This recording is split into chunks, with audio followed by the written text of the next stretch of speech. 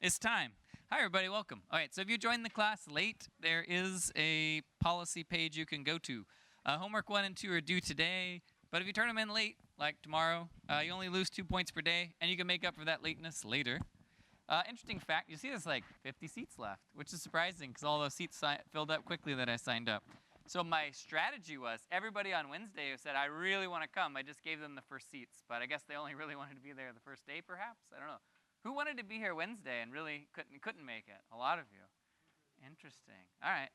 So it goes. So there was some flaw in my system, but it's not important enough to figure out. So thank you for being here. And I think next week we should be good to just show up when you're ready to show up. Reminder that we're going to have an opt-in for lecture attendance system. So if you're somebody like me who likes lecture to keep yourself accountable, I'm offering this as a feature to you where it'll count as part of your grade. And I'll send out a reminder about this later. You'll commit finally to your choice. And we don't have any way to track attendance yet, but next week we will have a way.